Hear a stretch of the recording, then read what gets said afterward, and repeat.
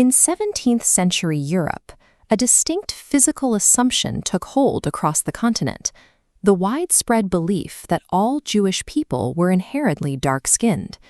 This generalization grew as global travel expanded, and specific, highly visible classes of Jewish merchants became fixtures in major European ports.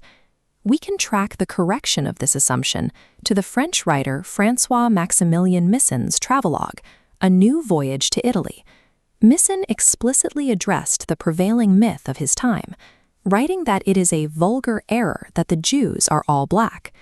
Mison distinguishes between the broader Jewish population and the specific biological profile of this Mediterranean branch. He clarifies that this dark complexion, quote, is only true of the Portuguese Jews.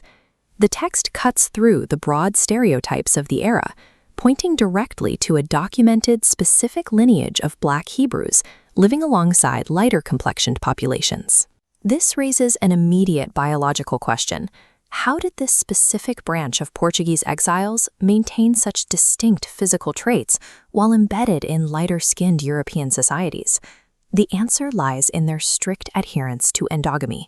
Mison observed that they, marrying always among one another, beget children like themselves. By keeping their bloodline closed, the resulting swarthiness of their complexion was, in Mison's words, entailed upon their whole race. He contrasts this directly with the Jewish populations of Central Europe, noting that the German Jews he saw in Prague were not blacker than the rest of their countrymen.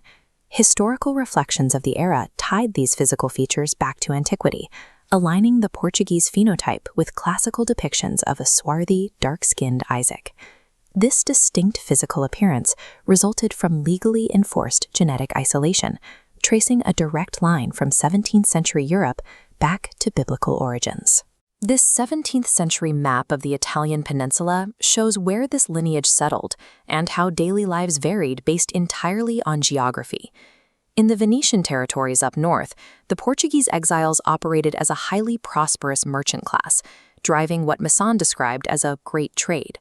They resided in Venice's Il Ghetto, where local laws required them to wear distinctive hats covered in scarlet and edged in black. Yet for the exact same lineage living further south in Rome, that wealth vanished, replaced by abject poverty and strict systemic oppression.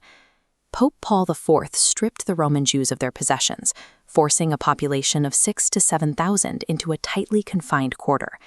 They were restricted to trading only in old clothes. The papacy mandated further public humiliations, forcing them to wear yellow hats. Under Gregory XIII, they were compelled to attend Christian sermons every Saturday. Confinement brought extreme dietary hardships, forcing reliance on poor-quality, dark buffalo meat.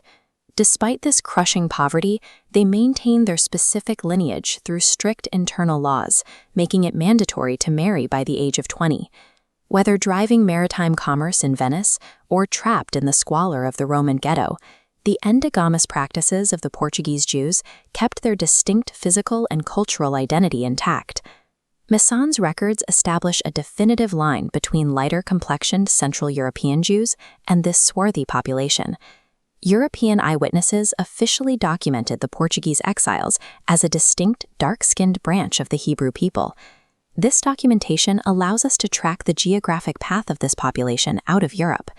Historical records show these groups, identified by their swarthy traits, were subjected to forced deportations to São Tomé and the West African coast.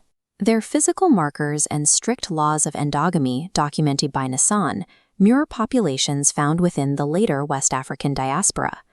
The historical record of this lineage remains preserved in the dry observations of European travelers, awaiting contemporary analysis. By connecting 17th century travelogues to the geography of deportation, a clear line emerges, stretching from the biblical exiles to the swarthy merchants of Europe and finally to West Africa.